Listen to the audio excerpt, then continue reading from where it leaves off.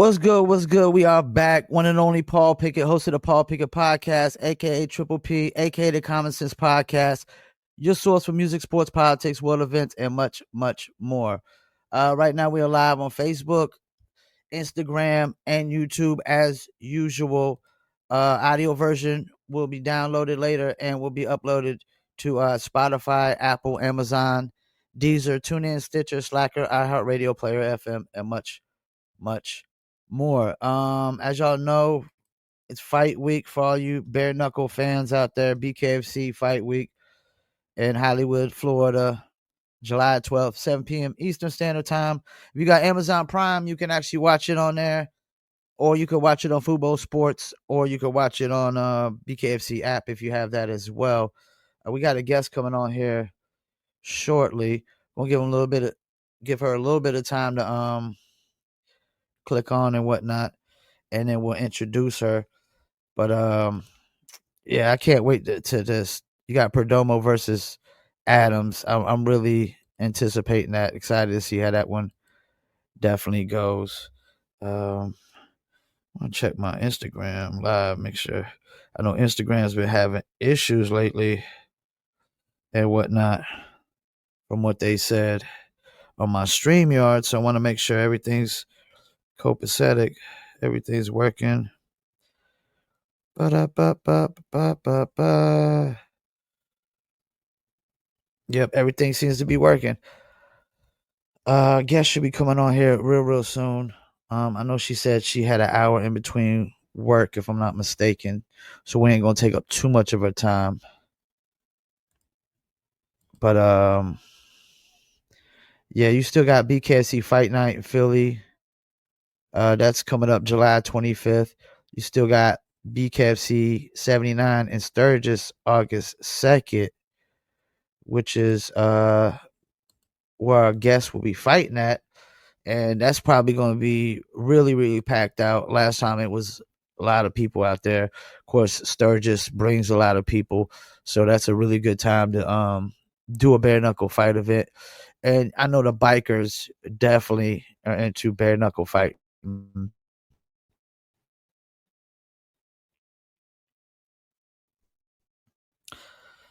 The MC, as they call it, is into bare knuckle fighting. Let's make sure. I guess it's good. Where we at? 701 should be coming on here shortly. Let's see. Let me text her real quick.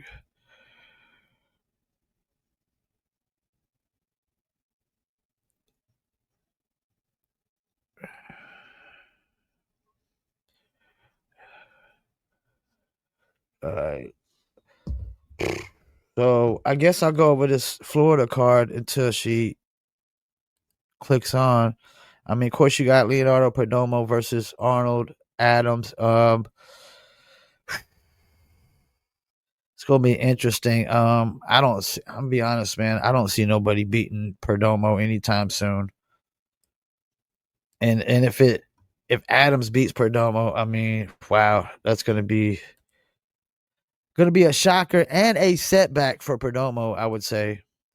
You got G Perez versus Andrew Strode for the men's flyweight title championship bout. That's gonna be interesting.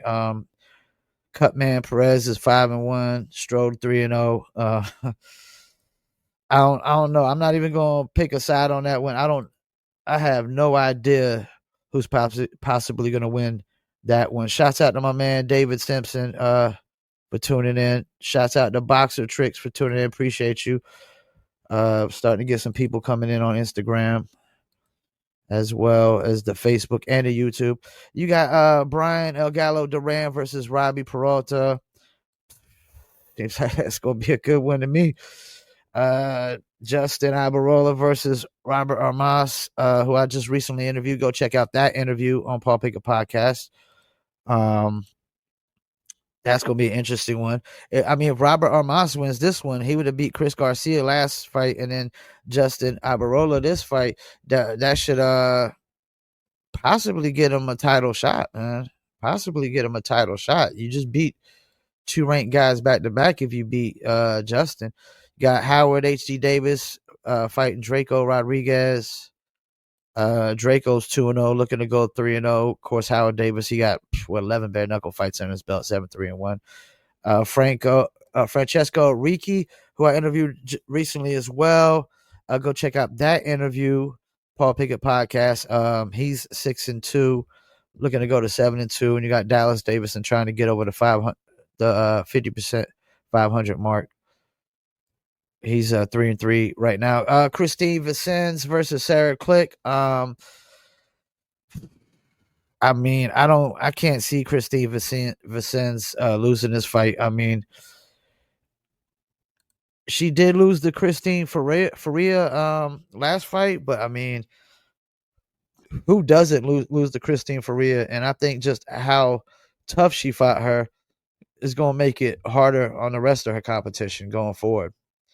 You got Steve Tomahawk Townsend versus Keith Richardson, not Keith the Rockstar Richardson, but Keith the Officer Richardson.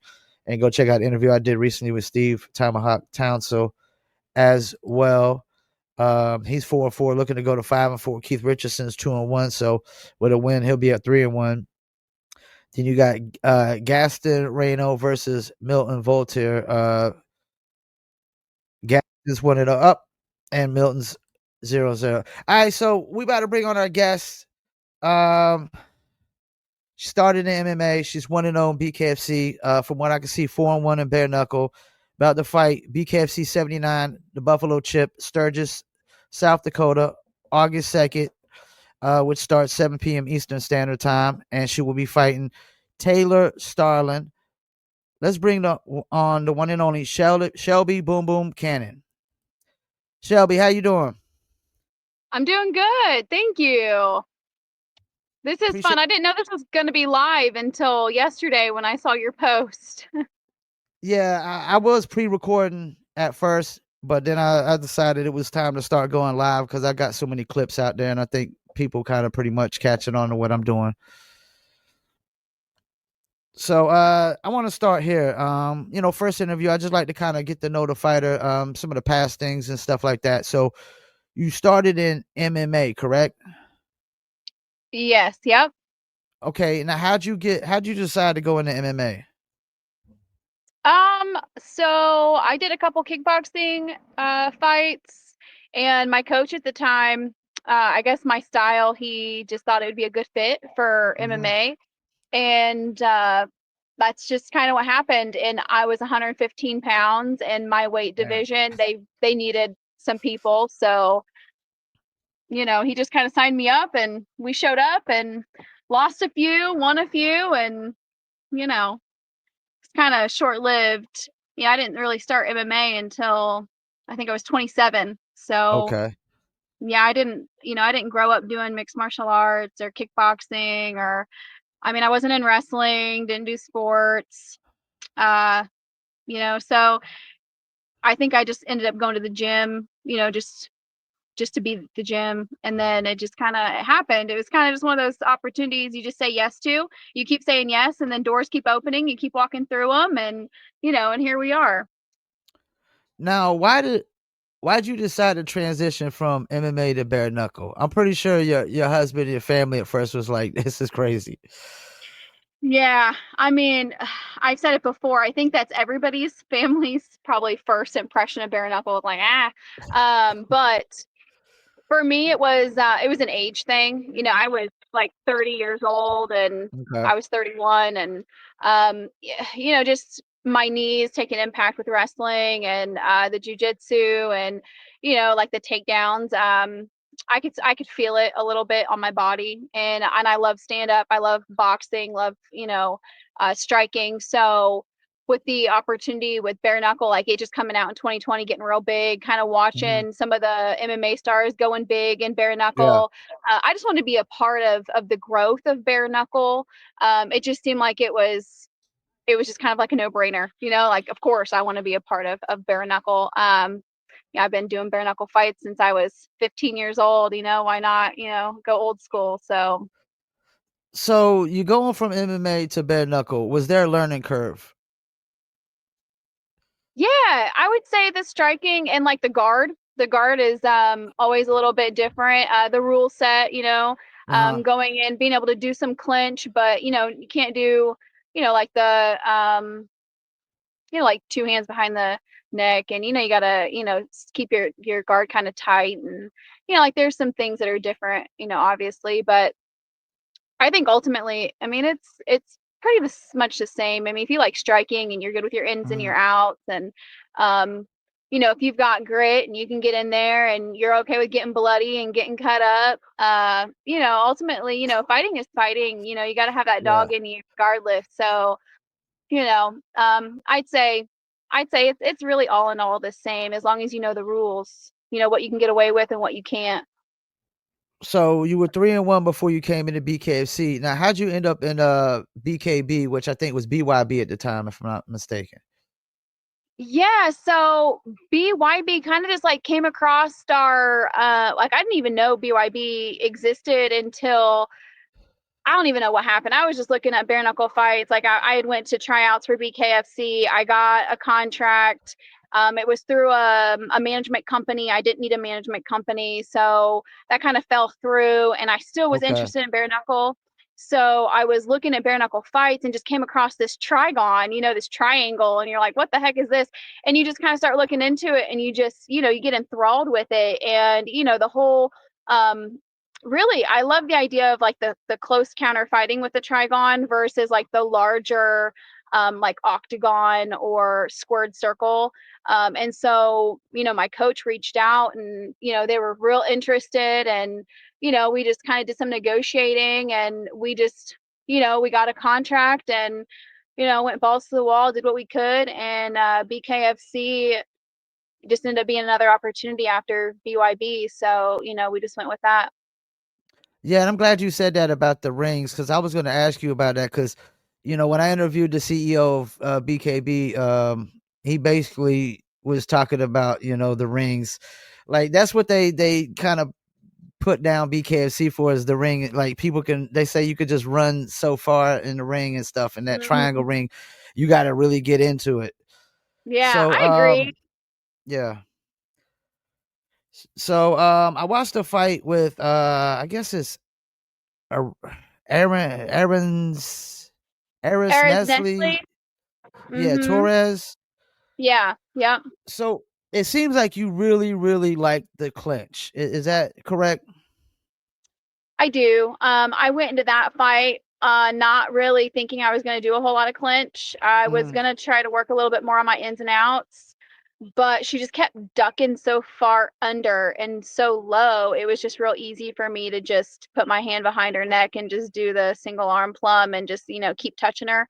We Mm-hmm. worked just a lot on touching, just hitting and just touching, being accurate with our punches.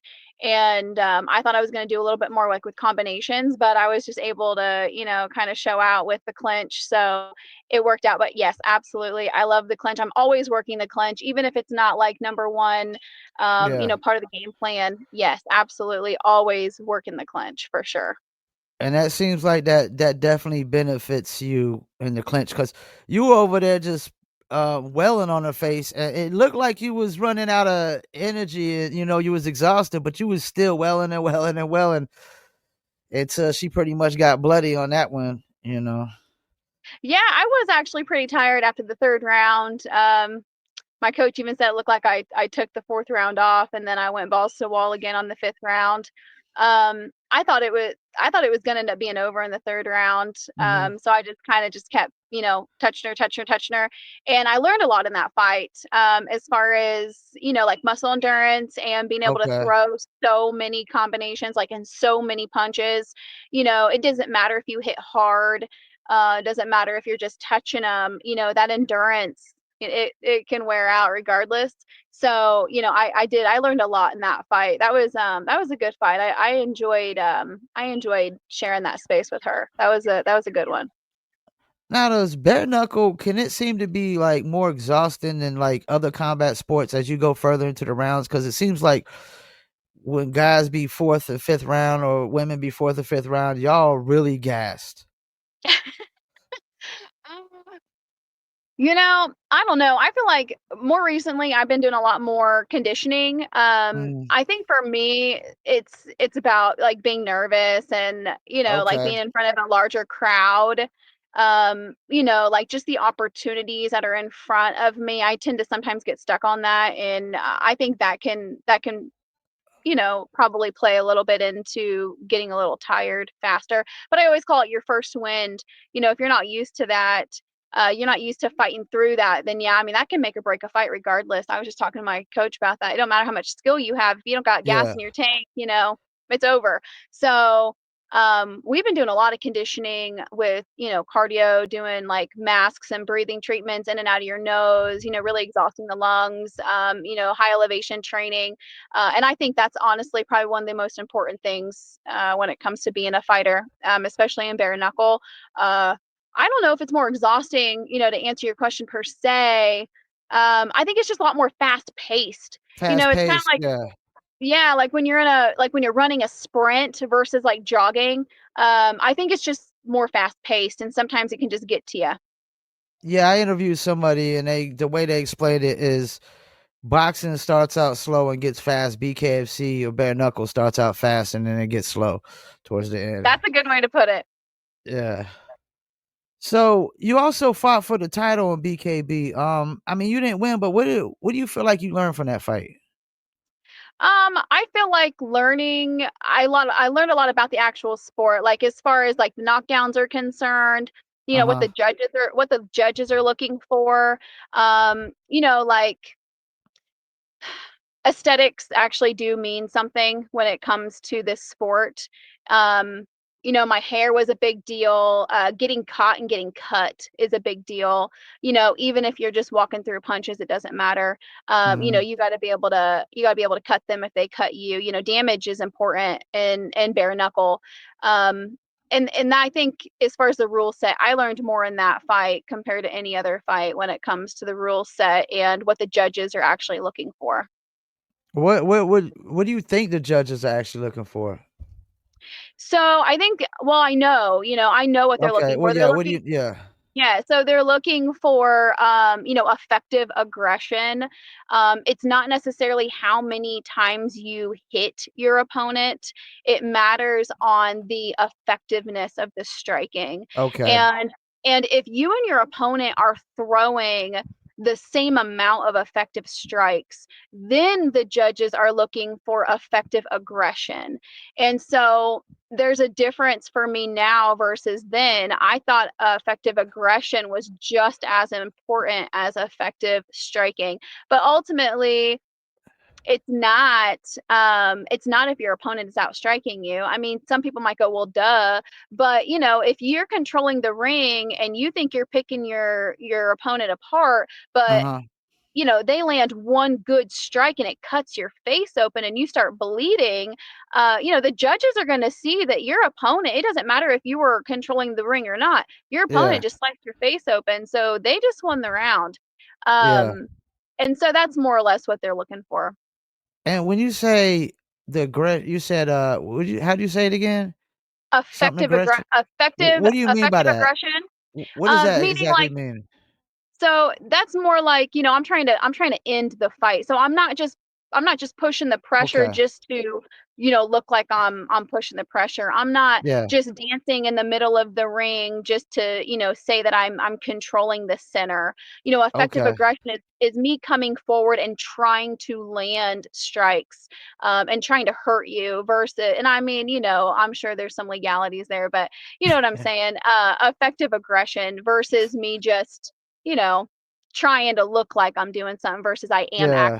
actively doing something. Yeah. Pose it somebody like just dancing around the ring and not really trying Yeah. to get in there and mix it up, Mhm. which you see a lot Yeah. of that in bare knuckle. And I'm like, dude, it's a bare knuckle fight, man. What do Yeah. get in Yeah. there? Yeah. Or recklessness, like sometimes there's too much recklessness. I don't think that that would be seen as effective aggression. Okay. Um, I can't remember who it was. I think it was like the dude that's getting ready to fight Polly in BKB. Like sometimes he just gets so reckless, like for no reason. And, like I don't think that that's effective aggression. But again, though, effective aggression doesn't mean anything if you're getting outstriked. Like, if you're Yeah. getting hurt, if you keep getting hurt on the outside or getting hurt on the inside, that's what the judges are really looking for. It's, and so yeah, to answer your question, yeah, I mean that was a big learning curve fighting Agnesa. So yeah, that was a good fight too. So let's get into this Taylor Starling fight. Do you feel like this matchup favors you? It's a bare knuckle fight. I think it could go either way, but I know what I'm gonna do to win the fight. I know what I have to do to win the fight. Mhm. I think that there's ways obviously that she can win the fight and there's ways that I can win the fight. But because I'm short, I know that I have an advantage. I've been short my whole life, but I'm sure she could probably Me say the too. same thing because she's tall. She could Yeah. probably say, that she has, the advantage. But being center of gravity a little bit, lower, I'm coming up, it's it's gonna be a good fight. So as long as I can stick to, my game plan and I can keep my cardio good and, we can keep the pace up, I think it'll be in our favor. I mean, how much does like the height and the reach advantage play a part in bare knuckle? I mean, it plays a big part if you don't know, if you don't know how to stay on the inside or if you don't know how to Yeah. fight at your range.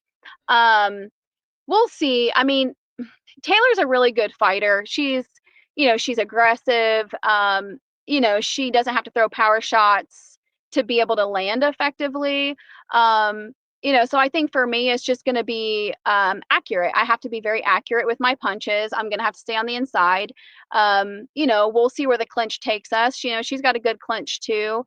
Um, honestly though, I'm excited to get in there and just put my hands on her. So I mean, anybody could say that. It's Taylor Starling for crying out loud. This is Killer B. I get to put my hands all over this girl. Yeah, and the fact that she actually does well, she probably won't be doing it at Sturgis, but she does all the interviews now at all the events. So Yeah, the company definitely has like, tries to keep her heavily stalking her. involved and push her out there and whatnot. Yeah, they do. They got a lot of stock in Taylor Starling. You know, my bet is that after me and her get done fighting, she's not going to fight again. And that's the thing. I mean, she's coming off a lot of losses, so she needs a win pretty bad, I would think. She does. And I know how it is to be hungry. She's going to be hungry. I think she's going to feel a little deprived. So she's going to come out and I think she's going to be real hungry. She's going to try and, finish me, soon. She doesn't want to go 5 rounds with me, I promise. So, we'll see how it goes. But, I'm looking for a 5 round fight because I just like to fight. They're 2 minutes. Why not have a 10-minute brawl? Yeah. To me, I'm not trying to go in there for 20 seconds and like raise my hand and go, woo, all this training for 20 seconds. Like I'm really trying to put my training to the test. I love throwing hands, love getting nasty, love bleeding, making people bleed. And we're just ready for this. Like she's going to be in the best shape of her life. I'm going to be in the best shape of my life. I mean, we're going to put on a show. Hopefully we get fight of the night. It's going to be crazy. We're going to be in front of 50,000 people. I mean, this is Sturgis, South Dakota. This is like one of the biggest events in the entire country. Yeah. I think it's going to be awesome. I'm just real stoked about it. Well, I think the women always have an advantage to get fight of the night because a lot of y'all's fights do go the distance a lot more than the men's. And as long as y'all throwing blows and some blood and some, faces get bruised, I mean, it gives you really good odds because dudes are always trying to go in for the knockout as much as they can. And when that don't Mhm. work, you know, you got to put on a good show. And that's another thing, you can lose and still win in this sport because, how you win and how you lose is important. I mean, you could win and it'd be a boring fight and, That's so you might true. not be getting another fight. That's But you so could lose true. and really put on a great performance and you're Yeah. getting fights like crazy. I mean, I think that's the story of Taylor Starling's career. I mean, Yeah, she yeah, yeah, is 4-4, and she's coming off of two losses. I understand I'm only 1-0 with BKFC, and and I respect that people are looking at it like I've only got one fight underneath my belt, but I mean, this is going to be my sixth fight. I feel like I've only lost, which this isn't a feel. I mean, this is truth here. You know, I've only lost to a world champ. And I Yeah, think, I think that she's going to underestimate me, and that's fine. Everybody always does. You know, I like being the underdog.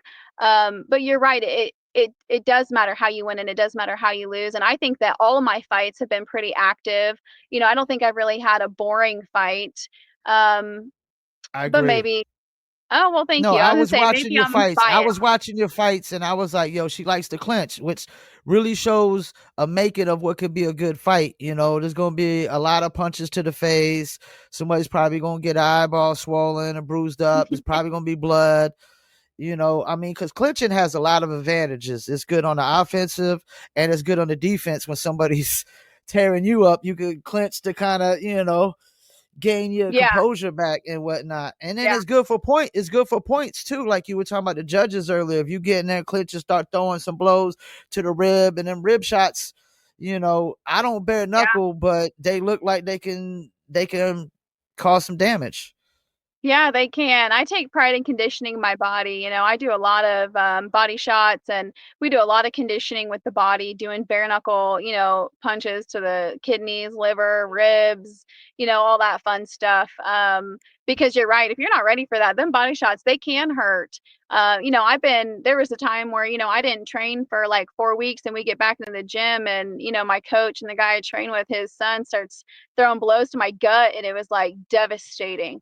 You Damn. got to train that. If you don't, then it's awful. But nowadays, I don't know. I just feel like if you're conditioned, you can take a lot of damage, and that's what people want to. That's what people want to see. They don't want to see. I mean, I get the knockouts, but knockouts to me are only cool to watch if you're watching two very skilled fighters, and one of them gets knocked out. If you got some sloppy dude in there that's going in with somebody that's like 6-0 or whatever, that of course you already know what's going to happen. Those fights aren't so exciting to me. But I think me and Taylor Starling going in there, God forbid one of us gets knocked out. Shoot, yeah, that's definitely going to be epic. Yeah. Uh, Yeah. Cause it doesn't happen a lot with the women, and I think most bare knuckle fans like that are, especially if they're buying tickets to the show, I think they want maybe one knockout here, one knockout here. But if they use knockouts through the whole thing, I think they're gonna be wanting their money back. I mean, they do though. I was just on a card. My first BKFC. Wow, that was crazy. Every single fight ended in knockout, if I'm not mistaken, except mine. That's crazy. Every single one, but people love it. I mean, they really do love it. I mean, for me Yeah, to sit here and, yeah, of course people want to see knockouts. I they just do. I just look at it like, I said this to somebody else too. I don't know. Maybe I don't know. I'm built different. I'm trying to go in there and I'm trying to brawl. I'm not trying to knock somebody out because I'm not trying to get knocked out. I mean, Yeah. we go 100%, but I'm going in there 100% with the expectation that you're going 100% and I'm at 100% with my health and my fitness. And I think you should be too. Like, I deserve that respect. You deserve that respect. We're both getting paid and we both want to put on a show. Nobody wants to get knocked out. So, it is what it is, but it happens, of course. I mean, whatever. Is You it get back up. is this gonna be the largest crowd you fought in front of? Oh, absolutely. Yeah, absolutely. 100%. They were talking about 50,000 people per day, over 700,000 people within 10 days. Yeah. Uh, yeah, this Sturgis is huge. Huge. So many MCs. Yeah. People are coming from, all around the country, and they're not just coming for the fights though. They're They're coming coming for the just to the concert, event. Yeah. the event itself in general. Yep, absolutely. There's so much going on in Sturgis. They're even having like a tattoo contest on Sunday, but I think it's special that we get to do it on that Saturday, which is it's the second day of the event. So we're kind of opening Sturgis weekend. So I think it'll just put a good vibe, good energy for the following week. And as a diehard Sons of Anarchy fan, I can confirm that the MCs love bare knuckle and fighting and stuff. Okay. You Yes. know, they're like them dudes be starting bar fights all the time, probably. Oh shoot. My mom, I was, talking to her and she's looking up all these things and we ended up finding out an average of 14 people pass away in Sturgis during the event. Damn. annually. They weren't being very specific, but on how, but maybe one of them is from like a bar fight or, There's no telling I'm with sure there's bikers. something crazy going on all week long, so but I yeah, God forbid that does happen this time. Maybe the energy will be a little bit different and so many people won't pass away.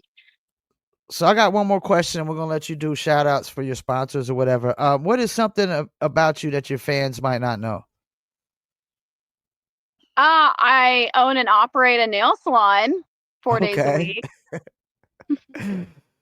So Okay, I don't know if that's people a know good that. one. Yeah, Yeah, I that's don't a know if good people one. know that. Yeah, so that's and then I work part-time in a recovery facility with men. It's a 30-day inpatient. Uh, you know, Most women we wear many hats, and that's a couple of my hats. Now, do you guarantee wins? What's that mean? Guarantee Like, will you win. guarantee a win this fight? Guarantee win. I mean, I'm a realist. I would say no, I can't promise a win, but I'm Okay. going out there to win, if that makes Okay. any sense. Okay, I had to ask because some people get on here and the dudes, man, they kind of they narcissists, so they always try to guarantee wins.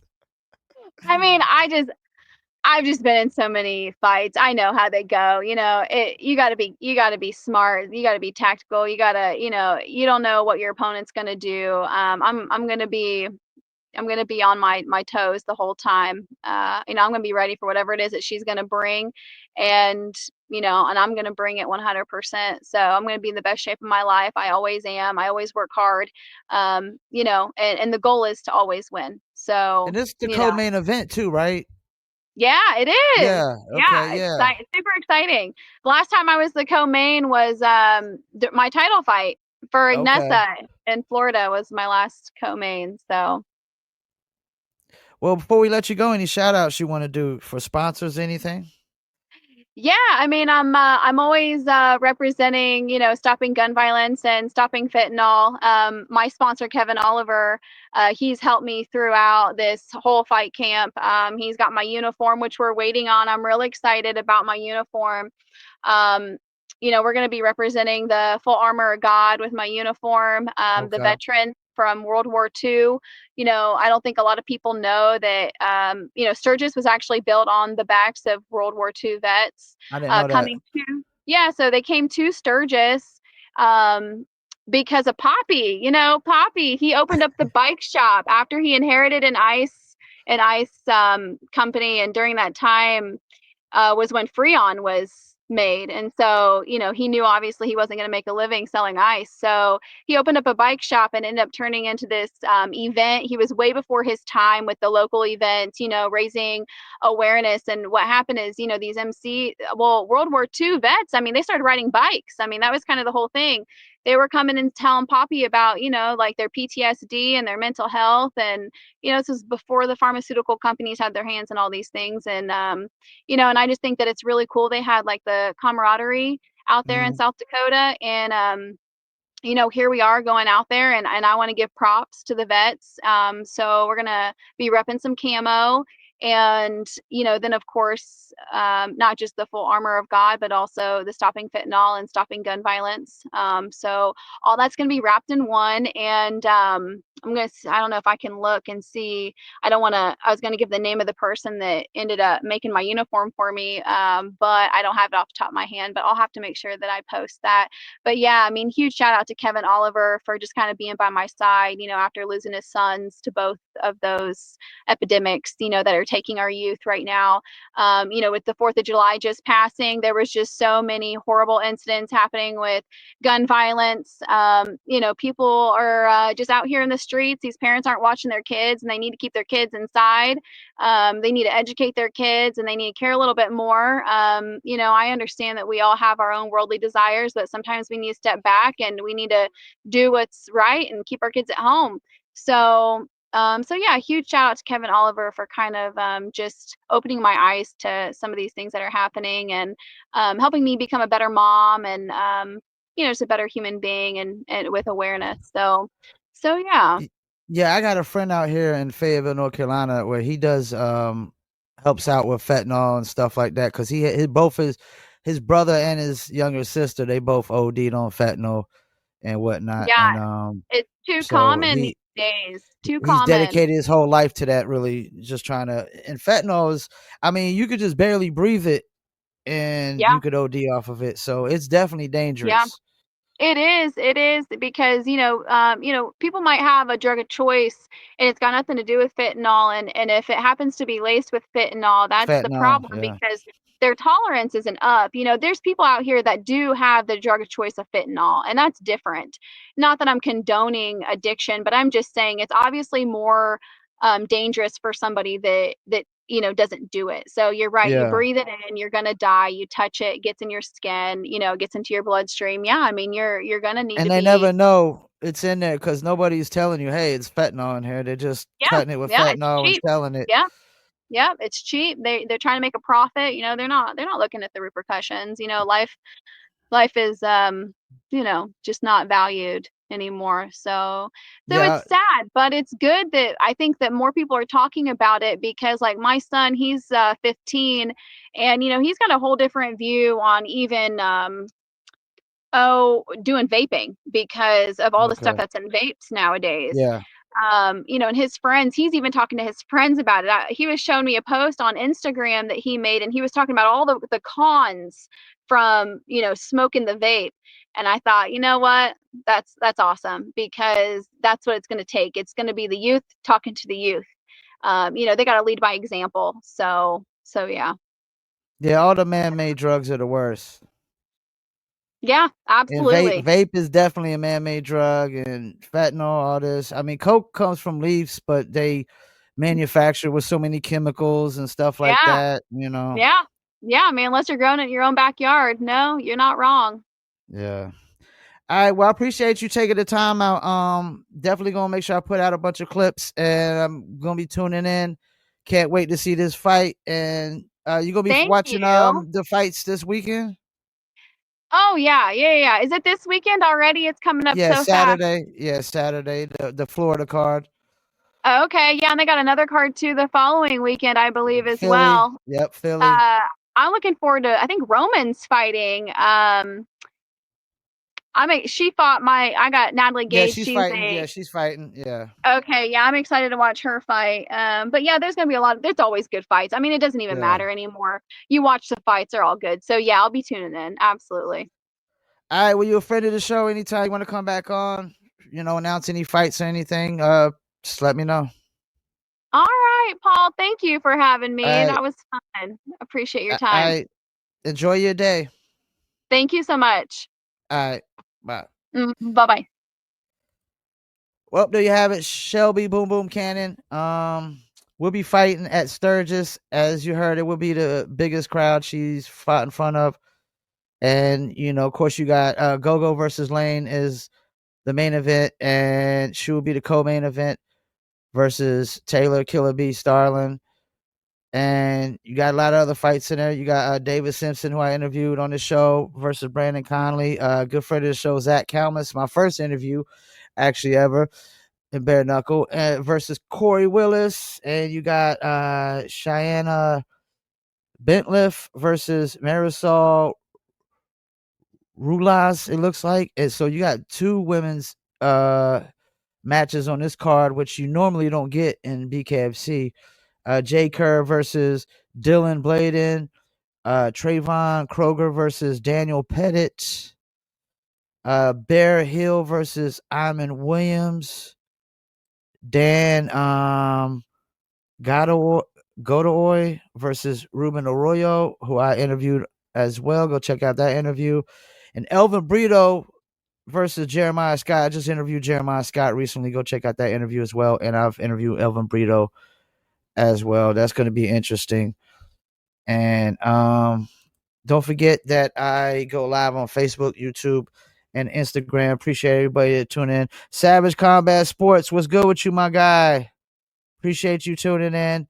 Look like Lewis Rumsey tuned in. Appreciate that. He will be fighting as well here soon. And that's in Sturgis, if I'm not mistaken, or Philly card. No, it's the Philly card, my bad. But Looks like Andrew Strode tuned in. Appreciate you, my guy. Can't wait to see that fight. He'll be fighting Cutman G. That's gonna be an interesting one, man. No telling who's gonna take that title home. No telling who's gonna take that title home. But yeah, fight week this week. I can't wait. It's gonna be interesting. Gonna be interesting. I'm really excited to see this Perdomo versus Adams. And all the other, I mean, there's a lot of good fights. So this card is stacked. Florida card is always stacked. This is always the most stacked card of the year, in my opinion, is the Hollywood Florida cards. They just always have the more well-known name BKFC fighters, I would say, and whatnot. So yeah, appreciate y'all tuning in. We about to wrap it up. About to get off here, clip up some of these clips with Shelby Cannon. And make sure y'all tune in. August 2nd, she'll be fighting at Sturgis, 7 p.m. Eastern Standard Time. And once again, you could watch it on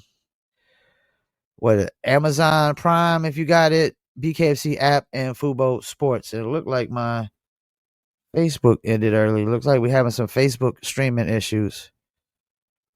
So we about to wrap it up. Appreciate y'all.